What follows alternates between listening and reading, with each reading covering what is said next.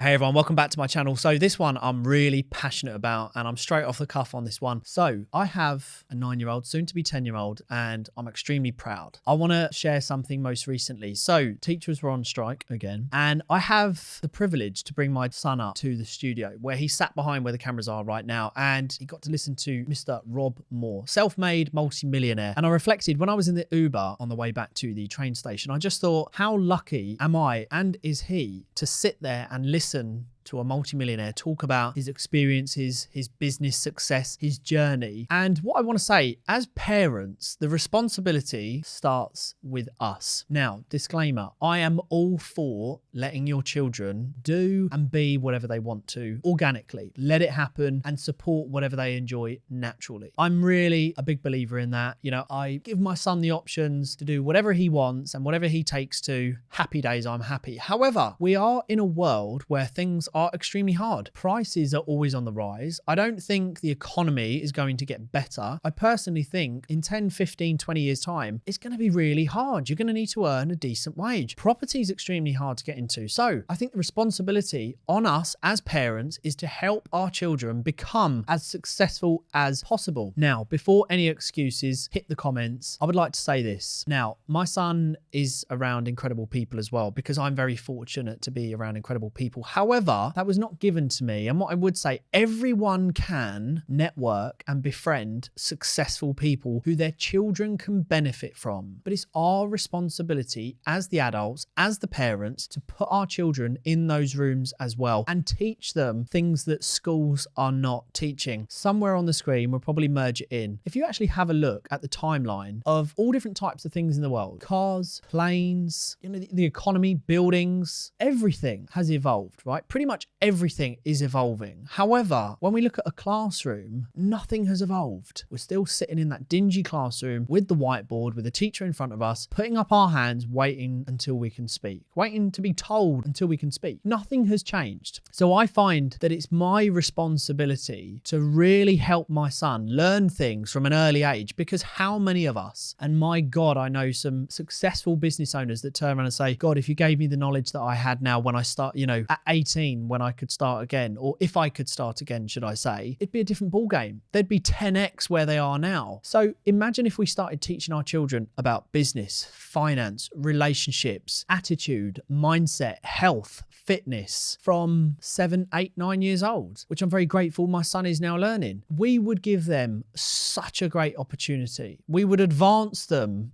ahead of time. Now, counter, because some people will be thinking, well, my children should be out playing on a bike and stuff like that. That doesn't really happen anymore. But yes, I promote that massively. I'm big into that myself. My son does a lot of that personally. And of course, they're on their games a lot. I would also promote that, you know, playing Fortnite, hand coordination, making quick decisions, smart decisions, counter decisions, you know, somewhat business decisions in a case of, if I do that, am I going to earn money for it? Am I going to be able to build my online empire? Stuff like that. So there are benefits and of course, pros and cons. But what I would say is explore their creativity. There is nothing wrong in a child wanting to play a game, ask for V-Bucks, be creative, build something new. I'm all for it. And also start to build their confidence. Success is a case of failure. It's learning rejection. There's ups, there's downs. You have to be very resilient. The comeback is what makes you a winner. It's not how many successes you have. It's actually how many times you can keep going at it, keep getting up, keep getting better, you know, progressing. That's what it's all about, you know, consistency. So if we could teach our children from an early age, learning to keep bouncing back, to keep trying. Yesterday, as I filmed this, was the first time my son did street interviews in a stormtrooper outfit, you know, and he had some people turn around to him and say, no, I don't want to be interviewed. You know, he had rejection. And I thought, it's awesome. There's a great lesson that's been learned here, is rejection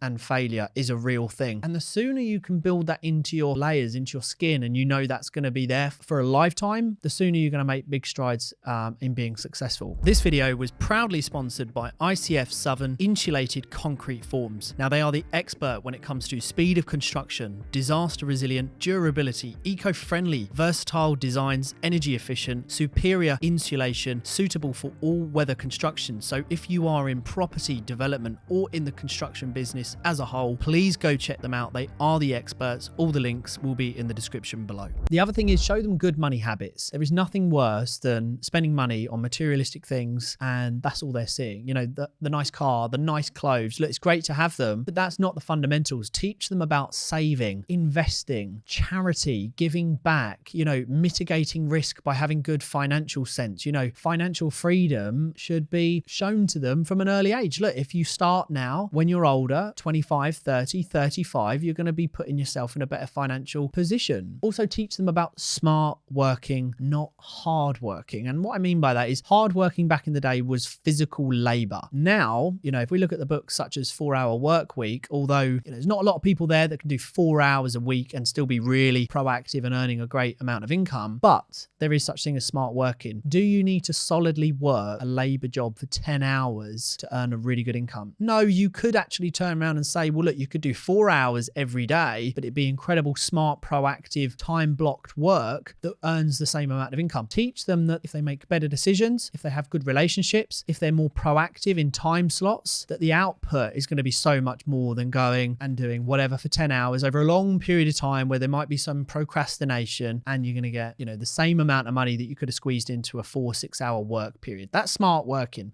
Start teaching them about that. Education, get them learning. Audible, by the way, is not just for adults. Audible, you can literally plug the headphones into your children, plug them in, send them on their way, go for a walk around the park, do whatever, and they can be listening to a really cool book. A biography. I don't think there's anything weird in having your child listen to a success book from someone over listening to something else or watching Netflix or doing whatever. It's slightly weird and slightly backwards that we would promote something a little bit more less progressive by going out and wasting time doing this or whatever it is, opposed to some educational stuff, some learning, some cool learning. And I'm not on about, you know, just sit them in a room for the whole day and all they do is learn. No, I'm not on about that. You know, again, time blocks. You know, we're going to go for a walk today. We're going to go chill out. We're going to go down to the cafe, whatever. Let's have an AirPod each. That's what I do. AirPod each. Let's listen to a book by Gary Vee. Crush It. Or 12 and a half. Or I don't know what to do, so why don't I do it? By Dr. Nick Hall, PhD. Or Les Brown, The Power of Purpose. Get them listening to that. It just fills their mind with positivity and belief and opportunity. Again, look, I'm a big believer in the responsibility is on me. If I want my son to have as many options as possible, let me announce to him that the world's his oyster, that he has so much opportunity in front of him and he can access Google,